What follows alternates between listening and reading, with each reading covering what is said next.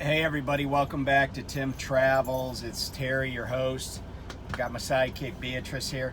So we got our two loads delivered. Delivered the first one at like 2 o'clock this morning, although it was live unload, so it took a while. And then we did a drop and hook here in Wilmington, Illinois, and I'm basically in Channahon now at the Loves. I'm literally right around the corner from where I used to be at GP Transco. So I'm not going to do any like history or geography or anything like that today. I'm actually going to talk about the trucking industry and a couple of things that I've noticed, a couple of things that have been on my mind. So first thing, you know, in one of the broadcasts that the safety guys do, like the driver meetings at Prime, you know, they basically made a comment about COVID vaccines. And they're like, you know, we're not telling anybody what to do. You know, you just choose what you want here and there. You know, you make your own decisions. And generally speaking, I kind of agree with that, you know. But I want to say this. Jim Justice, who's the governor of West Virginia, and I are pretty much not on the same sheet of music on almost anything, any question, and involving politics or anything like that, governance. But Jim Justice has said a couple of things recently that have really resonated with me, because I do think that unlike some politicians, he genuinely cares about the people he serves, notwithstanding the fact that he's an insanely rich guy who made money from the coal industry and his family has lots of money.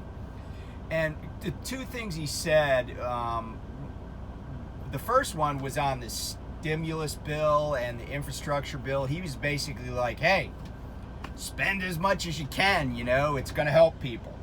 And I'm not, and I, you know, the sentiment is, you know, we have so much stuff that needs to be fixed in public works and just infrastructure and stuff that, you know, it really could sustain the economy for a long time, and I get why he's interested in that, right?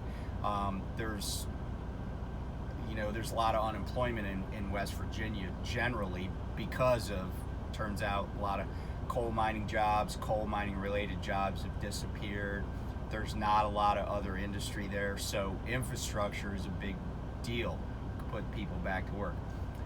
But the other thing he said, and he said this just this week, was if you don't have a coronavirus COVID vaccine, you're part of the problem. And, you know, I'm one of those guys that I'm pretty skeptical. I question lots and lots of stuff. I question lots of assumptions. But one thing that I understand and kind of pay attention to the people that know about this stuff is science. And science, you know, and scientific learning and hard sciences like math, physics, chemistry, biology, all of those things have combined over the centuries to give us a high quality of life, higher life expectancies than previous generations, etc. And science goes into pretty much everything we do, some science. And I include engineering in that. I include, you know, medical technology, medicine, chemistry, whatever it is, right? It's all science-based. It's all based on trial and error, experimentation, using the knowledge we already have to create new things and learn new things. And you know, over the past couple of years, I've met some interesting people. I actually met a guy in my orientation at GP Transco, incidentally, that believed the Earth was flat. And I knew there were people out there that believed the Earth was flat, but he had no explanation for any really simple questions. And having been in the Navy, I've been like out in the middle of nowhere. When I say nowhere, I mean like the ocean, and I understand stuff about the Earth and like physical principles and stuff that it was just mind-boggling that this guy was like that. And so I understand this vaccine hesitancy, this vaccine rejection, a little bit. But this country has a very solid history of vaccines. The FDA has protected us from bad vaccines like thalidomide, and you could Google that, but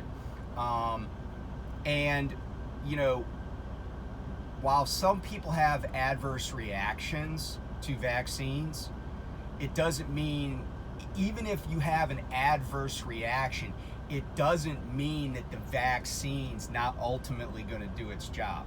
And the reason I bring all this up is because Missouri, where Prime is headquartered, is really one of the hot spots, and this Delta variant is starting to really take hold. And I mentioned that because Prime's getting ready to have 3 company picnics. And I really love company picnics. I love company picnics, company Christmas parties. There's nothing more fun than getting tanked up and trying to make out with the boss's wife, and then just excusing it as because you were drunk, right? And so, I've always liked those events, but I would like to go to the company picnic, but I was thinking about the one in Springfield, of going to that because it met my schedule. But let me say this. Last month, every single person in the state of Maryland, now I know Maryland and Missouri are different places, but it turns out human beings aren't that different. Like, that's why a doctor in Maryland can help save a person in Missouri, because humans are pretty much the same everywhere. But every single person that died in the state of Maryland last month from coronavirus was unvaccinated. Every single person. That's not a coincidence, okay? And so I'm wondering out loud, is this party, is this picnic going to be some kind of super spreader event, because people from all over the country are coming to a place where there's not enough vaccine participation? I don't know the answer to that. I'll let everybody else give their thoughts. And by the way, I've been vaccinated. Everybody in my family's been vaccinated. And I just want to be able to keep working. So that's one thing. The second thing, there's this guy, his last name is Knowles, and he runs a company called Knowles Trucking, Knowles Transportation. And this company transports fuel, crude oil, distillates, fuel, some water. And he was quoted in the media in Denver recently as saying that the reason that he can't get, and they have about 150 trucks, the reason that he can't supply his customers with all the fuel they need is because the state of Colorado still allows people to be on unemployment, and they have a really low bar for allowing people to file for unemployment. And I'm just like, wait a cotton picking minute. Are you telling me that you are the CEO of a trucking company and you're basically telling the public and telling truck drivers that you can't compete with unemployment benefits. Like, you don't pay enough that somebody who has a CDL, a good physical, a hazmat endorsement, and a tanker endorsement, that they wouldn't make at least as much or more money on unemployment. If that's, because that's my read on it. And I'm like, and I'm thinking to myself, dude, you don't have drivers because you have a pathetic company and you have a crappy worldview, right? If you're blaming unemployment insurance for the fact that you don't have enough truck drivers, that's not the fault of unemployment insurance or people being on unemployment. In fact, I'd be willing to bet that anybody with those 4 criteria that I just named has a job anywhere they want, right? Unless they crashed a bunch of trucks or something. So to the Knowles Trucking Company and the chucklehead that runs that place, you know, get a life. Get a life and figure it out. You blaming unemployment just shows me that you're a loser. And that's a loser company. And if you're a driver with all 4 of those criteria, go anywhere else, because your boss is a knucklehead. All right, that's the second thing. Third thing, man, Knight-Swift, KNX Holdings they're in the LTL game now. They bought AAA Cooper Transport, or ACT as they're abbreviated, a regional LTL carrier. Now I say regional with air quotes because KNX doesn't do regional. And it's a really interesting thing. And by the way, this move is what they call accretive to earnings, which means it's actually going to increase earnings right off the bat. That's the first thing. The second thing is Knight-Swift, KNX Holdings, now has its foot in the door on the LTL market, which is a much harder market to crack. There are a lot more barriers to entry. Analysts I've read like this move. So if you want to buy stock in this industry, KNX might be a good play for you. They had a lot of cash on hand. And here's the thing to keep in mind. When the Swift thing happened back in 2017, Swift was badly in debt. They were larded up with debt. But Dave Jackson, who I've met, he's a very, very nice guy, very pleasant guy, very down to earth guy. He runs Knight, and you know, Knight had a great balance sheet. So I know there's all sorts of jokes about Knight and Swift, and you know, but they're doing something right.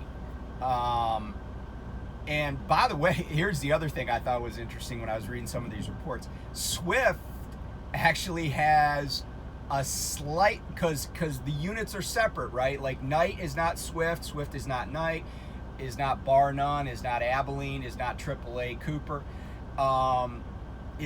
They're all separate business units. But Swift, because of the work that the best practices and stuff that's gone into it, Swift is actually, they have a better operating ratio than Knight does. So all the people who like to bash on Swift and make fun of Swift, you know, they're doing something right. And I've said that before, you know, successful company. Okay, so let's talk briefly, because I'm not an engineer. I didn't design these systems, but I understand them a little bit because I had a Freightliner product. I have a Sprinter, Mercedes. But let me tell you a quick story and tell you why I try to get smart on this stuff. So my Sprinter, when I used to deliver stuff, went into a fatal countdown on a D-rate. And the way it D-rates the Sprinter is it just tells you, oh, you only have 16 starts left. So I was out on the road, and I took it to a Mercedes dealership in Las Vegas. And I'll tell you, they don't call that place Sin City for nothing, because what happened to me was a sin. It was a crime. So I go there, and they reset some sensors because I had hit a deer and the body shop didn't do it right, and so the insurance company paid for that. But then I was also having this D-rate, and I thought it was another sensor issue from the accident. They're like, no, it's really not.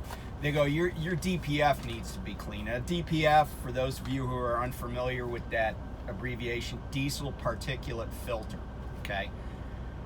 So all the new diesel vehicles have DPFs, right? Big ones at least, commercial. So I'm like, oh, okay, well, how much is that gonna be? And they're like $6,000. Now, I pride myself on being cool under pressure. So without revealing anything, just having a total poker face, I'm like, oh, well, how long will that take? And they're like, well, we can order the parts. And I said, okay. And they're, yeah, you got to have an oil change. You got to do this, that. I'm like, okay, well, when could you do it? And they said, oh, we can do it on Monday. This was on a Friday. So I'm like, good, because now I got time to get the hell out of town, right? And so I'm like, okay, I'll give you a call on Monday. And I went and made a pickup, and I just headed for the East Coast. And the way I avoided the shutdown problem was I just idled my Sprinter all the way back home. You know, I mean, I went to Georgia, and then then I had to pick up in Vegas, went to Savannah, then I went to Maryland, you know.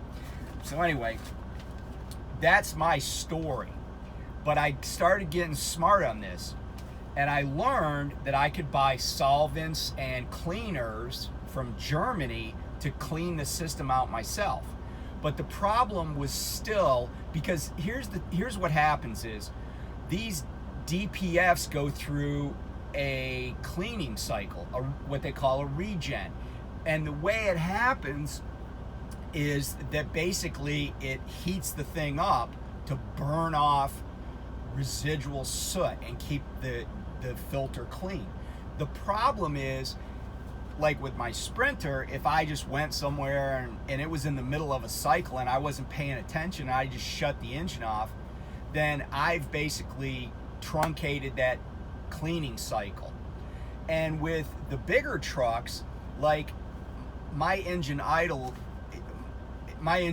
right now, it's going to shut down in 160 seconds. Well, if my truck was wanting to do a regen, right, it would be shutting down in the middle, and then it would have to start all over again. Well, all of those things can lead to a dirty filter. The other thing is certain kinds of fuels, etc. And by the way, I'll get into DEF here in a second. So what I learned was that I could clean it out myself, right?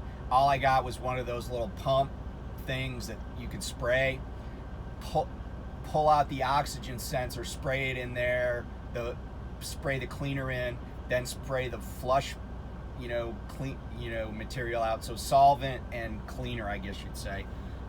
And then, but here's the thing. So now I got a cleaned out DPF, but I still got that fatal shutdown, because guess what? My Sprinter has more computers than NASA.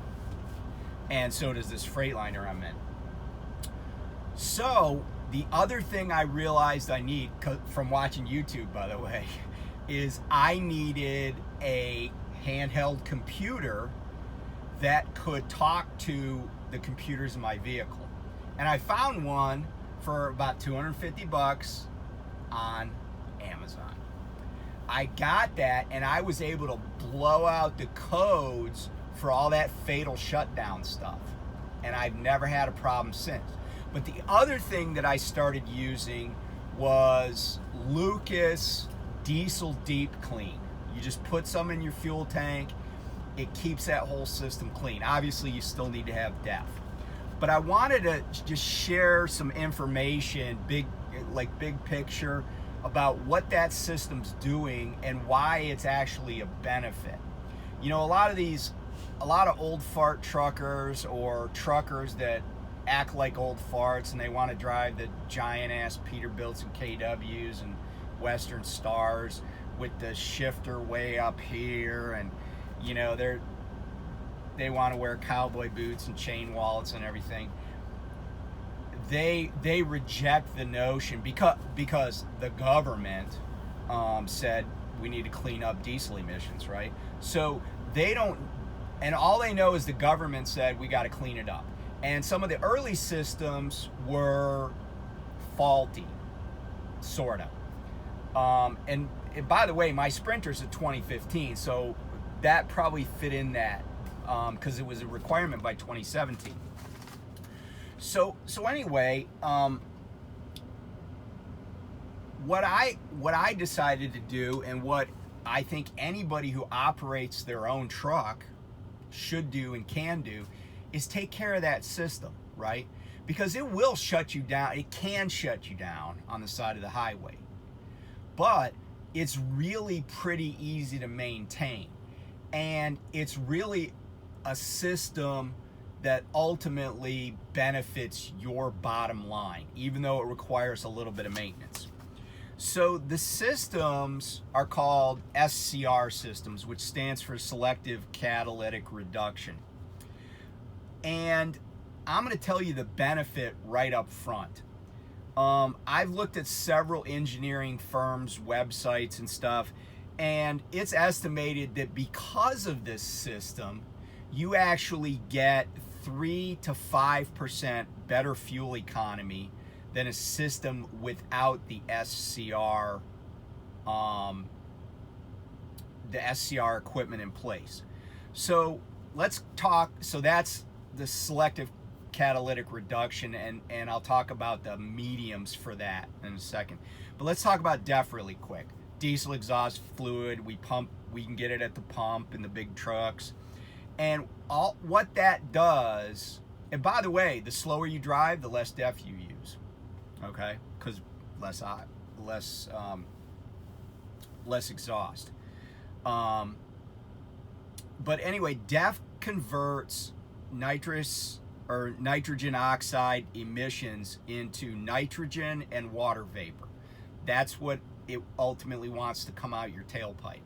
Okay, nitrogen, by the way, is the largest single component of air, the air that we breathe. It's not oxygen, it's nitrogen, okay?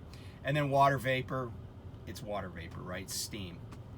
And so what they did is they took this SCR system, and on the big trucks, let me back up. So the SCR system alone is about a 90% nitrogen oxide reduction over a non-SCR system.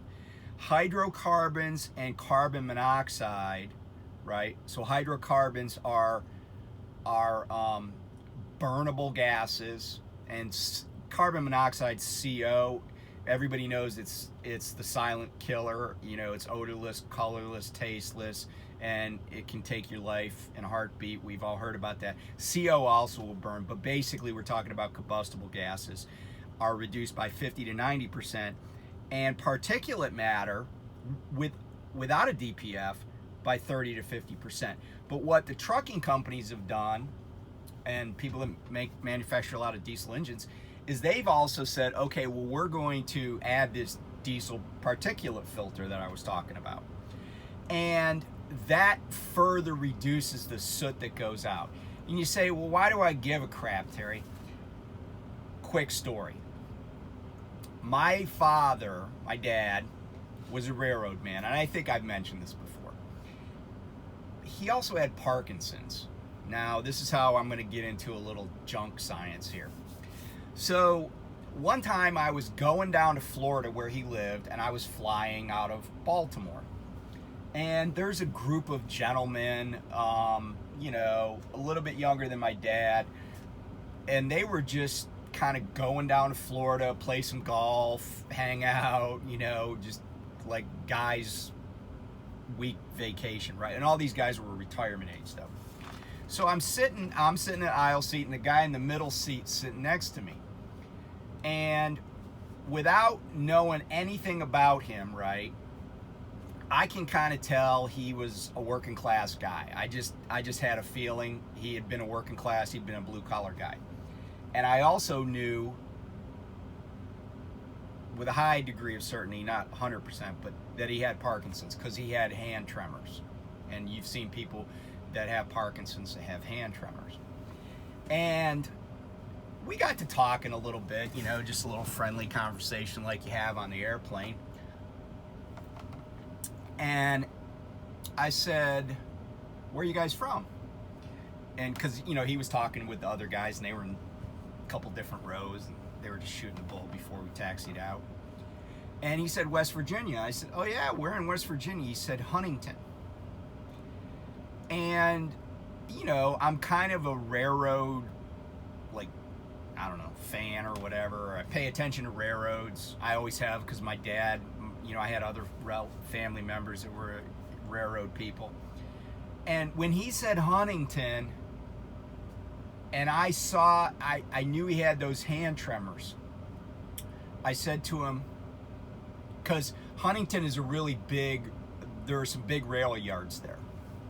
And, you know, it's like a terminal now for CSX. And I said, did you work for the railroad? He goes, yeah. I said, what'd you do?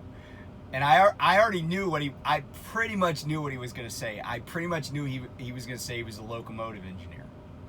And he was like, I was an engineer. And I said, oh, my dad spent years on several different railroads. And, you know, I didn't say anything more, but I started to think about the Parkinson's and the diesel exhaust, right? And I don't know if there's any link. I don't know if anybody knows there's any link, but it just made sense to me. And the other thing about diesel exhaust, when I was on a volunteer fire department for many years, a lot of fire departments have requirements for exhaust hoses. Like if you've ever seen video of a fire engine pulling out of a station or a fire truck pulling out of a station, you've seen they got exhaust hoses that go up into the ceiling that pop off when they pull out of the station. Other stations have like these, they have this negative ventilation system that takes out diesel exhaust. It's bad for you. So being around trucks that are clean is better for your health. But what I've also done is I mentioned the Diesel Deep Clean. That's something you could buy and put in your Peterbilt or your KW or your Freightliner or whatever. But I also found, and I'll put it in the remarks section, or excuse me, the description down below, I found this truck diagnostic scanner and DPF regen tool for Freightliners. It's available at Lawn Tractor Co., like Lawn Tractor Company.com. And guess how much this awesome handheld computer is that will save you thousands of dollars, $290. And here's what this computer does. This is even better than the computer I got for my Sprinter. It'll do a forced regen, right? And we talked about how when engines shut down during a regen cycle, the regen doesn't get completed. It'll find and blow out codes. Now, the reason that's important is because if you have a code and you can get rid of it and fix the problem, you don't need to go to a shop. Because remember when I told you that I could clean my DPF filter, but I also need the computer? You know why I needed the computer? Because even if you clean your DPF filter and go back to Mercedes, they charge you $600 to get rid of that fatal shutdown code, right? That D-rate code. This machine also does live data, evap test, O2 sensor testing, oil light reset. So let's say you like to change your own oil on your truck because you just want, you know, like 31 quarts of used oil somewhere. Anyway, let's say you got a garage big enough and you just like turning wrenches on your own truck. If you have an oil light that told you to change that oil, you have to reset it. You can't do that without a computer. So you could change the oil, but then the oil light would be on all the time, right? And the other thing it'll do is ABS testing. So, you know, this is an easy way if you're the driveway mechanic. This is an easy way to maintain a really important system on your truck for pennies on the dollar. And this system is not rocket science, but you don't want to have to pull a DPF out to send it to the manufacturer or some other shop that bakes them, because that's how you get them. If they get too dirty, that's how you clean them out. If you never let them get dirty and you understand how your system works, right? You know, there are a few sensors, few oxygen sensors. There's a valve that sends DEF when one of those sensors tells it.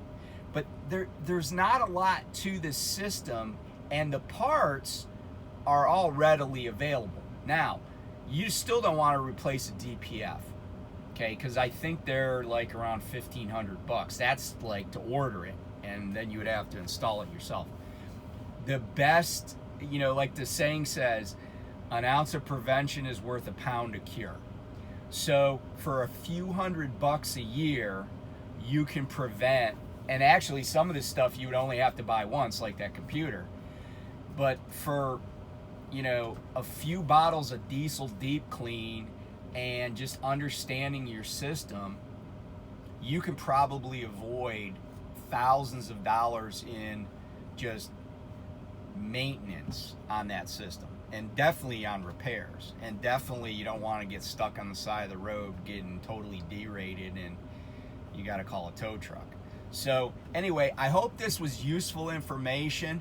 Again, I'm not an engineer. I didn't design the system, but it's a system on your truck that you should understand. You should also understand, by the way, how your EGR valve works, what it does, you know, because you have a turbo, and lots of people know about the turbo, but a lot of people don't really know how it works or what runs it. Well, the short answer is exhaust gas runs it. But so that system is integrated with your diesel emission system, and there's an EGR valve that provides coolant to the intercooler on your turbo.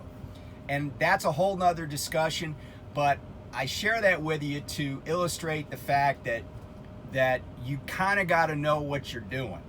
But it's not that hard, you know, like this is not like you're not changing the transmission on, you know, on your buddy's, you know, Monte Carlo here under a tree in the yard.